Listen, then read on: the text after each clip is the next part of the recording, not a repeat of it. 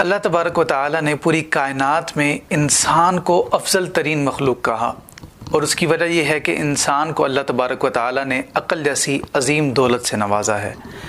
عقل ایک ایسی چیز ہے جس کے ذریعے انسان ہواؤں میں اڑنا شروع ہو گیا، سمندروں کی تہوں میں جانا شروع ہو گیا۔ اس کے علاوہ بہت سے کارنامے انسان نے اپنی اس عقل کے ذریعے کیے۔ ناظرین، جس طرح ہمارے چہرے، ہمارے اعضاء، ہماری آوازیں نہیں میچ کرتی، اسی طرح ہماری سوچ اور ہماری عقل بھی میچ نہیں کرتی۔ یہی وجہ ہے ہمارے کلچر میں، ہمارے مذہب میں، ہماری ثقافت میں بہت سے اختلافات ہیں، اور انسان کی سوچ انسان کو بعض اوقات جہنم کے گڑھے میں پھینک دیتی ہے اور بعض اوقات اس کو جنت کے اعلیٰ مقام تک پہنچا دیتی ہے۔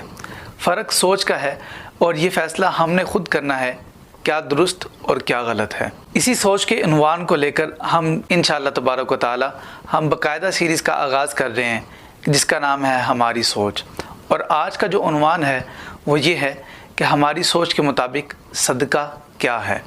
صدقے کو لے کر ہمارے معاشرے میں مختلف سوچیں پائی جاتی ہیں۔ بعض سوچیں ایسی ہیں کہ جو کہ بالکل باطل ہیں اور حقیقت کے برعکس ہیں، اور بعض سوچیں ایسی ہیں کہ جو حقیقت کے تھوڑا قریب ہیں لیکن کچھ نہ کچھ گمراہی کی طرف ہیں، اور بعض سوچیں بالکل حق پر ہیں۔ ہمیں ان حق والی سوچ کو تلاش کرنا ہے اور اس کا ساتھ دینا ہے۔ ناظرین، جب ہم صدقے کا نام سنتے ہیں تو سوچ نمبر 1 کے اندر آتا ہے صدقہ کالی سری، کالا بکرا، انڈے، کالی دال کو چونک کے درمیان میں پھینک دینے کا نام ہے۔ صدقے کے ساتھ بھلائیں ہوتی ہیں، صدقہ پھینک کر اس کے مڑ کر بھی نہیں دیکھنا اور فوراً وہاں سے بھاگ جانا ہے۔ اور سوچ نمبر 2 صدقے کے فوائد پر بلیف نہیں رکھتی۔ اس طرح سوچ نمبر 3 ہے۔ سوچ نمبر 3 کہتی ہے کہ صدقہ ایک ایسی چیز ہے کہ جو بھی نیکی کی جائے، جو بھی اچھا کام کیا جائے، جو بھی کام اللہ کی رضا کی خاطر کیا جائے وہ صدقہ ہے۔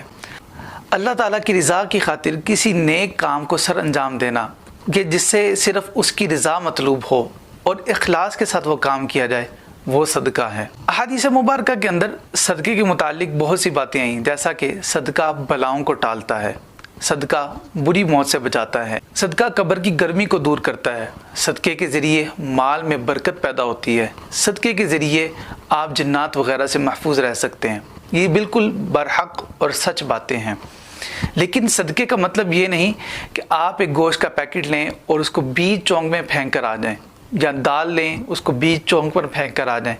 یہ سب عاملین کی بتائی ہوئی باتوں کے اوپر لوگ عمل کرتے ہیں، حقیقتاً ایکچولی صدقے کے ساتھ اس کا کوئی تعلق نہیں ہے۔ صدقہ اللہ تبارک و تعالیٰ کی رضا کی خاطر کو نیک کام کرنا ہے، جیسا کہ احادیث مبارکہ کے اندر آتا ہے کہ کسی مسلمان کو مسکرا کر دیکھنا بھی صدقہ ہے۔ راستے میں سے نکیلی چیز، جو چیز مسلمانوں کو نقصان پہنچائے، اس کو ہٹا دینا بھی صدقہ ہے۔ پانی پلانا بھی صدقہ ہے، کھانا کھلانا بھی صدقہ ہے۔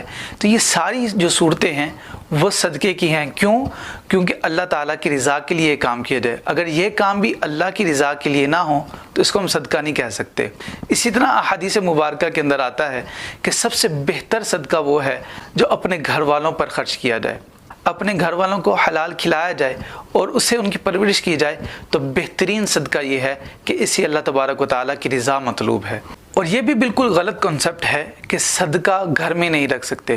پھر اس طرح تو ہم کسی مسجد میں بھی نہیں جا سکتے، کسی مدرسے میں بھی نہیں جا سکتے، کسی خیراتی ہسپتال میں بھی نہیں جا سکتے۔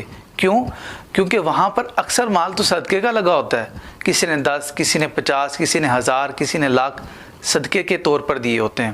لیکن یاد رکھیں کہ صدقے کی پھر اقسام بنتی ہیں جو کہ ہر کسی پر خرچ نہیں کی جا سکتی، جیسا کہ صدقات واجبہ ہیں، یہ سید زادوں پر، ہاشمیوں پر خرچ نہیں کیا جا سکتے۔ اسی طرح یہی مال کسی غنی کے اوپر خرچ نہیں کیا جا سکتا، البتہ غریب، فقراء اور مساکین کے اوپر یہ مال خرچ ہو سکتا ہے۔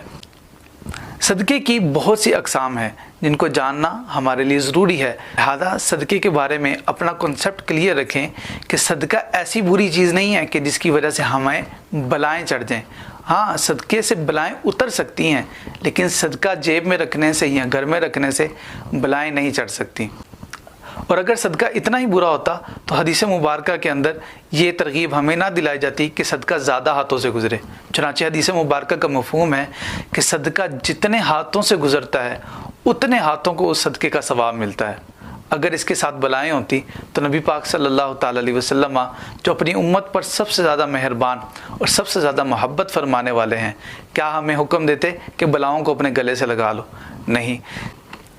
صدقہ دینا ایک بہت بڑی نیکی ہے اور بہت اچھی عبادت ہے۔ ماہ رمضان الحمدللہ اپنی برکتیں لٹا رہا ہے۔